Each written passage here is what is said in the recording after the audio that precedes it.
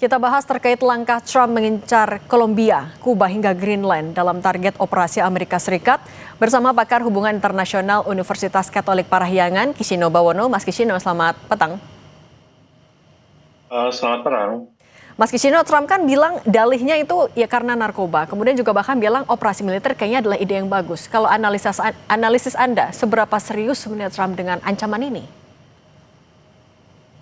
Gini ya Mbak, terkait Presiden Trump, nampaknya ini momen di mana beliau menunjukkan bahwa dari sekian banyak ancaman beliau, retorika beliau bahwa dia akan menyerang sana sini dan semacamnya, ini nampaknya momen di mana dia menunjukkan kita memang bisa capable untuk melakukan apa yang kita ancam, gitu ya. Nah, kemudian pertanyaan selanjutnya yang lebih penting daripada ini mungkin adalah mengapa ini dilakukan, gitu sih. Dan kalau menurut saya mengapa beliau melakukan ini pada akhirnya dengan contoh di Venezuela ini lalu mengancam Greenland, Kolombia dan tempat lainnya, beliau sedang mengalihkan, ada dugaan bahwa beliau sedang mengalihkan atensi publik domestiknya karena ada beberapa kasus yang mengancam atau membuat rezimnya jadi tidak populer begitu. Tapi kalau melihat ya setelah Venezuela, ada Kolombia, Kuba, Meksiko juga bahkan dibilang harus bertindak sesuatu. Trump ini sedang merencanakan apa? Dia mau menyasar apa di negara-negara Amerika Latin? Oke, kalau di negara Amerika Latin yang bisa kita lihat adalah sejarah dari Amerika itu memang punya intervensi atau punya pengaruh banyak di sana, gitu ya. Nampaknya yang saya baca gitu, beliau sedang ingin menyasar pihak-pihak yang dianggap sebagai musuh.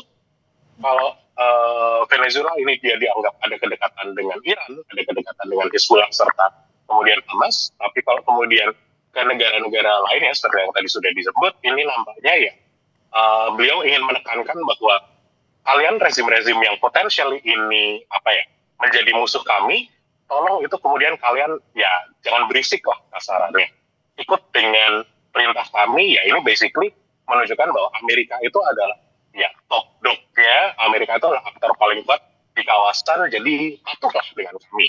Tapi kalau soal penguasaan minyak, sumber energi lainnya itu juga jadi motif terselubung kah? Yes. Ada dugaan bahwa itu juga menjadi motif terselubung karena ketika melakukan penangkapan terhadap Maduro, penculikan terhadap Maduro, presiden penggantinya itu pun juga sudah bilang, mengindikasikan bahwa Venezuela akan bekerja sama dengan rezim AS. Salah satunya yang kemungkinan adalah untuk masalah eksplorasi minyak. Kalau sampai nyinggung Greenland juga, bilang penting untuk pertahanan. Ini kan semakin luas area-areanya yang disinggung. Ini bentuk Amerika Serikat juga sedang mencoba imperialismenya kah? Ya, kita bisa melihatnya dengan seperti itu, bahwa ya, yang tadi saya bilang pengaruh Amerika Serikat dan intervensinya yang kuat di negara-negara Amerika Latin, termasuk juga di Asia, kita punya sejarahnya, dan di Afrika, ya ini bisa dilihat sebagai bentuk penjajahan imperialisme dari Amerika Serikat, di mana mereka memaksakan keinginannya untuk mengganti rezim-rezim yang mungkin tidak sejalan dengan keinginan mereka atau kepentingan mereka sebagai sebuah negara, untuk diganti menjadi rezim-rezim yang lebih friendly, lebih kooperatif dengan keinginan dari AS. Ini kan masih ya baru klaim Trump saja sudah panas negara-negara lain. Kalau misalnya ini tidak sebatas retorika saja, apa yang harus kita waspadai?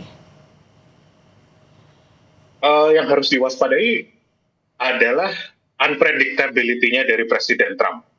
Beliau memang suka berbicara, menunjukkan bahwa dia orang yang kuat. Dia presiden yang sangat berkuasa, baik di domestik maupun di luar negeri, gitu ya. Nah, masalahnya kuncinya adalah unpredictability-nya beliau ini. Jadi, kalau menurut saya dan beberapa teman-teman yang studi HI, beliau ini memang agak susah ditebak polanya beliau akan kayak apa, karena ya dia cukup volatile, individunya dia sangat pengambilan keputusannya seakan-akan itu dasarnya ya moodnya beliau sedang apa gitu sih. Pertimbangannya banyak, pertimbangan yang nampaknya individual. Ketika negara-negara unpredictable. Oke, Mas, ini ketika negara-negara termasuk PBB juga sudah mengecam sebenarnya. Tapi sejauh mana PBB ataupun juga negara lain akan bisa menghentikan ambisi Trump ini? Kalau kemudian ditanya seperti itu, rasanya realistisnya itu agak minim sayangnya, karena ketika kita bicara ambisi sebuah negara, apalagi negara adidaya seperti Amerika Serikat, siapa yang bisa menggantikannya? Ya, adakah negara adidaya lain yang bisa menandingi AS? Sayangnya nggak ada. Walaupun kemudian kita pakai mekanisme PBB gitu ya, katakanlah salah satu mekanisme yang paling besar, yang paling decisive dalam PBB yaitu Security Council atau Dewan Keamanan PBB. Kalau pun mau ada keputusan mengambil terkait serangan Amerika Serikat ke Venezuela, Amerika Serikat kan ada di Dewan Keamanan punya kemampuan untuk veto. Jadi rasanya akan minim. Gitu. Kalau misalnya kemampuan untuk bisa. Mas Kisinu kan tadi juga bilang ini sebenarnya adalah taktiknya Trump juga mau imperialisme. Kalau ini memang dilakukan, apakah ini akan menjadi peringatan ke Rusia dan Tiongkok? Kalau jadi peringatan terhadap Rusia dan Tiongkok, ini bisa diterima seperti itu karena Venezuela itu adalah salah satu partner dari kedua negara ini. China bahkan dilaporkan beberapa jam sebelum Maduro ditangkap, delegasi dari China bertemu dengan Maduro, gitu kan? Minyak yang kemudian dijual oleh Venezuela itu salah dua tujuannya adalah ke Rusia dan China. Energi mereka ditopang oleh minyak-minyak dari Venezuela. Dan dari presiden sebelum Maduro yaitu Hugo Chavez, mereka juga punya kedekatan dengan rezim-rezim yang bisa dikatakan anti Amerika Serikat, yaitu China dan Rusia. Gitu. Apakah negara-negara terutama negara kawasan juga harus menyiapkan napas panjang untuk menghadapi ancaman-ancaman Trump ini? Maaf, bisa diulang? Untuk negara-negara kawasan khususnya ya, apakah mereka juga harus menyiapkan nafas panjang, ya melakukan persiapan yang panjang apabila memang Trump serius? Ya, nampaknya ini jadi ancaman regional, tentu juga ada aktor globalnya, tapi yang jelas negara-negara yang kemudian di Amerika Latin yang beliau Presiden Trump katakan dia ancam, ya ini yang nampaknya harus bernafas panjang. Salah satunya yang tadi diucapkan yaitu Kolombia. Kolombia itu kan mengkritik Presiden Trump atas tuduhan dari Presiden Trump bahwa Kolombia juga mensponsori perdagangan narkotika yang hingga ke Amerika Serikat. Nah, beberapa waktu yang lalu Presiden Trump bahkan mengancam dengan adanya bahwa Presiden Kolombia sebaiknya menjaga dirinya. Itu sih ya. Oke. Jadi ibaratnya dengan berbagai sedang berhadapan dengan orang yang unpredictable, yang sayangnya punya kekuatan yang cukup besar. Jadi nampaknya ya harus ada persiapan. Dengan eskalasi yang ya kita semua masih memantau bagaimana eskalasi di sana. Kalau ditarik ke Indonesia, apa dampak langsung maupun tidak langsung? Saya pribadi belum terlalu dalam kalau kemudian memikirkan dampak langsungnya ke Indonesia, gitu ya. Apakah kemudian Presiden Trump atau rezim di Amerika Serikat ingin menggantikan rezim di Indonesia? Nampaknya itu masih pemikiran yang sangat jauh. Cuma mungkin dampaknya adalah yang tidak langsung adalah bahwa kestabilan global itu akan jadi terganggu. Pemerintah Indonesia kan seharusnya memikirkan bagaimana Indonesia bisa tumbuh, Indonesia bisa berkembang. Nampaknya itu kan hanya bisa terjadi atau idealnya terjadi ketika kondisinya stabil.